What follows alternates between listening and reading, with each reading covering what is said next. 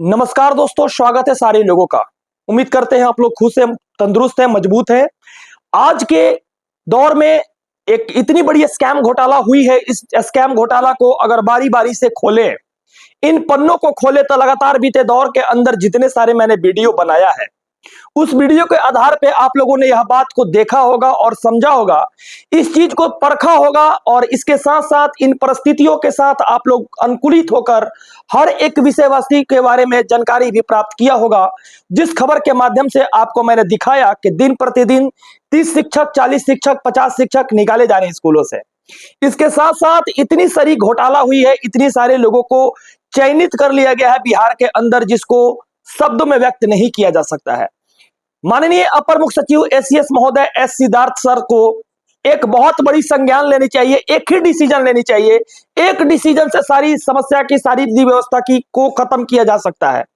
आज उस घटना के बारे में मैं चर्चा करूंगा जो घटना समस्तीपुर के अंदर घटा। आज मैं उस घटना के बारे में चर्चा करूंगा जिस घटना के अंदर 46 कैंडिडेटों को बाहर निकाला गया।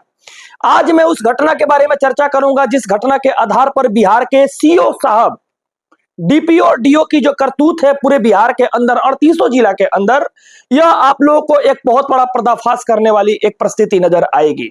आप लोगों को आज एक मैं चर्चा करने वाला हूं बिहार की स्थिति परिस्थिति। जो यहाँ कर बैठे हुए अधिकारी हैं, इन अधिकारियों के मामले अगर देखा जाए तो नीचे से लेकर ऊपर तक कितनी बड़ी करप्शन है और किनके पास कितना पैसा पहुंचता है। इन फर्जी शिक्षकों का एक टीम तैयार है, उन टीमों के द्वारा इतना बड़ा एक रैकेट चल रही है। रैकेट इस मंथ कहना चाहिए कि जितने सारे फर्जी शिक्षक है वो अपने पेमेंट को कुछ भागों में कैसे बांट देते हैं और बांटने के बाद कैसे सारे शिक्षकों से लेकर मंत्री तक इस चीज को पहुंचाया जा रहा है, इसके बारे में मैं चर्चा करूंगा। बीते दौर के अंदर बहाली में आप लोगों ने इस चैनल के माध्यम से बहुत सारी विकृतियां को देखे हैं, बहुत सारे परिस्थितियां को देखे हैं, जिन परिस्थिति के आधार पर लोगों को निकाला गया, यहां से आवाज उठाई जाती है।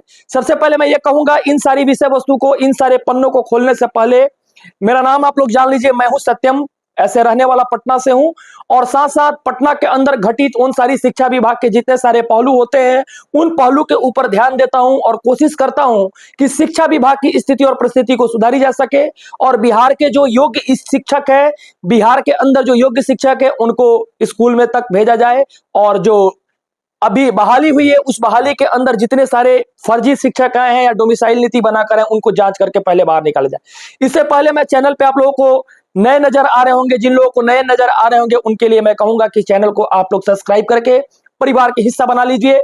इसके साथ साथ आइए अब खोलते हैं इन पन्ने को। सबसे पहले मैं बात कर रहा था समस्तीपुर की, तो समस्तीपुर के अंदर एक बहुत बड़ी स्कैम घोटाला हुई। एक हेडमास्टर खलासी, एक ऐसा खलासी जिसको स्कूल के अंदर बहाल तो किया गया, मतलब स्कूल के पैसा से, पेमेंट से पेट भरे नहीं भरे, लेकिन ये घूस के पैसा से पेट जरूर भरा। 35,000 रुपया लेकर 2 शिक्षकों को ये, मतलब पता नहीं एग्जाम नहीं भी दिए थे तो इनको बहाल कर दिया। और वहां का खलासी जो डीपीओ है, ये खलासी जो बहाल होकर आया है, इस खलासी को मैं बोलना चाहता हूं, बीओ है विद्युतीपुर के, उसको कहता हूं कुछ जानकारी है नहीं है। अरे साला तुम ही को सब जानकारी है, तुमको कुछ जानकारी है नहीं है। इस खलासी को कहेंगे कि ये, मतलब वीडियो का मतलब होता है ब्लॉक डेवलपमेंट ऑफिसर, लेकिन ये खलासी है। इस खलासी को कहेंगे कि पूरे बिहार के अंदर, समस्तीपुर के अंदर जितने सारे प्रधानाध्यापक है, इस डीपीओ को कहेंगे और डीओ को कहेंगे कि जितने सारे प्रधानाध्यापक है, पहले तू अपने स्कूल में जिन लोगों को बहाल कराया है, अपने प्रधानाध्यापक को एक लेटर लिख। उस लेटर के माध्यम से कहा, पूछ कि जितने सारे लोग आए हैं उनकी पारिवारिक सूची से नाम जुड़ी है, जो लोग उत्तर प्रदेश से आए हैं, उत्तर प्रदेश के जिनकी डिग्री है, उनकी गहनता से जांच कर, उनकी गहनता से देख कि है बिहार में इन लोग कैसे डोमिसाइल बनवा लिए, कैसे क्या कर लिए। प्रधानाध्यापक को ही पहले ऑर्डर दे। इस खलासी को पहले कहेंगे, पहले पकड़ने से इसको नहीं चलेगा। ये खलासी फिर जाएगा 2 लाख 4 लाख रुपया देगा थाना में। और बीते दौर के अंदर आप लोगों ने देखा होगा कि कितने सारे खलासियों को पैसा पर छोड़ाया जाता है और पैसा पर मैनेज किया जाता है। शायद ये चीज आप लोगों ने शुरू से देखा भी होगा। इसको देखने के साथ साथ इस खलासी को ये भी कहेंगे, अरे खलासी, आने वाले समय में तुम्हारे जो स्थिति और परिस्थिति है, उस समस्तीपुर के उस प्रखंड के लोग तुमको किस तरह से देखेंगे, किस नजर से देखेंगे, केवल हम ही नहीं बल्कि पूरे बिहार देख रही है। उसके साथ साथ ये भी कहेंगे, इस खलासी का पहले वीडियो देखते हुए आप लोग देखिए कि इस खलासी को कुछ पता नहीं है, इस खलासी को यह भी नहीं पता है कि क्या हुआ है इसके अंदर, तो ये नौकरी क्यों कर रहा है। और माननीय मुख्यमंत्री नीतीश कुमार जी इसके ऊपर अभी एक्शन नहीं लिए हैं। माननीय मुख्यमंत्री जी नीतीश कुमार जी को मैं कहूंगा और अपर मुख्य सचिव एसीएस सर को कहूंगा कि इन खलासियों का क्लास अच्छा से लीजिए। इन खलासियों को जब सस्पेंड कीजिए तो इनको दोबारा नौकरी में मौका मत दीजिए। अगर नौकरी में मौका दीजिएगा सर तो इन लोग करप्शन को बढ़ावा देंगे। और आपसे हाथ जोड़ के नम्र निवेदन करूंगा एसीएस साहब कि आप प्रधानाध्यापक को पहला ड्यूटी दीजिए कि आपके स्कूल में जितने सारे बहाल शिक्षक हैं उनकी डॉक्यूमेंट पहले प्रधानाध्यापक जांच करे। अगर प्रधानाध्यापक उन डॉक्यूमेंट में जांच करने में गड़बड़ी करता है तो फाइनल रूप में प्रधानाध्यापक को पहले सस्पेंड करने का काम कीजिए। फर्स्ट बार में अगर इस तरह का उपयोग करते हैं फॉर्मूला को तो हमारे स्कूल की जितने सारे 75,000 स्कूल बिहार के अंदर हैं उन बिहार के अंदर एक सप्ताह के अंदर सारे शिक्षकों की जांच हो जाएगी। और इसके लिए एक से एक बढ़कर प्लान मेरे ऊपर है, अगर कोई पूछेगा तो मैं बताऊंगा भी। इसके साथ साथ आते हैं 46 स्कूल, 46 लोगों को फिर से निकाला गया था बाहर में। मतलब उत्तर प्रदेश के जो लोग ऐसे थे जिन लोगों को नौकरी दिया गया है 82 नंबर से लेकर 90 नंबर के बीच में, बीते कालखंड के अंदर मैंने यह भी कहा था कि बीपीएससी को एक लेटर निकाल देना चाहिए कि 82 नंबर से लेकर 90 नंबर के बीच में और 300 जिला में वो कहां कहां रिजल्ट दी है एक सूची तैयार करके निकाल देती, एक ही बार में उनको निकाल दिया जाता। ये फिर से इनको 2 महीना पेमेंट दिया गया, 3 महीना पेमेंट दिया, इसके साथ साथ फिर पेमेंट दिया गया। तो इस तरह से एक बंदर का चूहा का खेल खेलने से, कछुआ का और खरगोश का खेल खेलने से अच्छा है कि एक बार में इनको सूचीबद्ध तरीका से निकाल दिया जाता और निकालने के साथ साथ इनके ऊपर एक कार्रवाई जो की जाती है वो कार्रवाई भी कर दिया जाता। इसके साथ साथ ये भी कहेंगे जो सीओ 38 जिला के अंदर जो सीओ डोमिसाइल बनाकर दिया है, माननीय मुख्यमंत्री जी अगर उसको आप उस खलसिया को आप अगर रिस्ट्रिकेट कर देते हैं और 38 जिला के अंदर जो सीओ बनाकर दिया है डोमिसाइल, उस खलासी को अगर आप रिस्ट्रिकेट कर देते हैं, आने वाले दौर के अंदर कोई डोमिसाइल नहीं बनवा पाएगा। इतनी बड़ी विडंबना पूरे बिहार के अंदर है जिसको अफसरशाही लोग मिलकर इस बिहार को बर्बाद किए हुए हैं। बीते दौर के अंदर आप लोग कहते थे जंगल राज है, लेकिन आज मंगल राज में अफसरशाही राज चल रहा है। इस अफसरशाही के मतलब यह नहीं केवल समस्तीपुर का ही घटना, इस बीते दौर के अंदर पूरे बिहार के अंदर 38 जिला के अंदर यह घटना हो रही है। इस घटना को केवल हम और आप एक सीधी नजर से देखेंगे तो वह नजर हमारी और आपकी ही नहीं है, बल्कि इन अफसरों को कमीशन जाता है। जैसे मान लीजिए ये लोग पकड़े गए, डीपीओ चाहे डीओ उनको तब तक नहीं निकाल रहा है, पेमेंट बांधा हुआ कि 50% आप हमको दे दीजिएगा, 50% आप रख लीजिएगा। इस तरह का भी कुछ खबर आ रही है। आखिर औरंगाबाद से ही और 2-3 जिला से ही क्यों ये लोग निकाले गए और 35-34 जिला से क्यों नहीं निकाले गए? अरे आप तहे दर तहे आप इसकी जांच तो कीजिए। माननीय डीएम साहब 38 जिला में जांच कीजिए इसकी। अगर इस खबर को कोई अधिकारी महोदय देख रहे हैं तो माननीय डीएम साहब को कहेंगे कि आप जांच कीजिए। आने वाले दौर में यही चैनल शिक्षा विभाग में एक नया क्रांति लाने वाला है। यही कुमार सत्यम आने वाले समय में एक बहुत बड़ी क्रांति लाने वाला शिक्षा विभाग में। इसलिए मैं बार बार हिदायत देता हूं कि उन नन्हे मुन्ने बच्चों के साथ गद्दारी मत करो। आने वाले दौर में उनको गुजरात मत भेजो। जो आज शिक्षकों को पेमेंट दी जा रही है वो बिहार के 14 करोड़ जनसंख्या की टैक्स है। उस बिहार के 14 करोड़ लोगों की वो खून पसीना की कमाई है, जिन खून पसीना की कमाई के माध्यम से उन नन्हे मुन्ने बच्चों को पढ़ाया जा रहा है।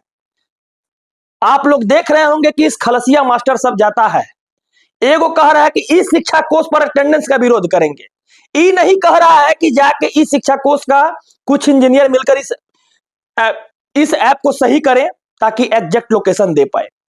ई खलसिया कह रहा है कि हम स्कूल नहीं जाएंगे। अरे खलासी, तुमको पता है कि सियाचिन में भी जाकर सब फौजी नौकरी कर रहा है, बर्फ में कर रहा है ना, -35 डिग्री टेम्परेचर पे, -30 डिग्री टेम्परेचर पे, -15 डिग्री टेम्परेचर पे। तो तुमरे खलासी एक बात बताओ, तुमको स्कूल में नौकरी करने में क्या दिक्कत है? उन नन्हों मुन्ने बच्चों को पढ़ाने में तुमको क्या दिक्कत? तुम लोग जाता है रे खलासी, था तुम मोबाइल ऐसे ऐसे करने लगता है, कहता है कि दिक्कत हो रहा है। आए खलासी सबको हेडमास्टर है, जब ऐसे निकल जाए 35,000 पे ही बिक के दुगो को नौकरी दे देता है। तो हम तो कहते हैं कि खलासी को बहाल करने के लिए एक से बढ़ के एक लोगों को मौका मिले, तो इसमें ऊपर से लेकर नीचे तक सारे लोग इन्वॉल्व है।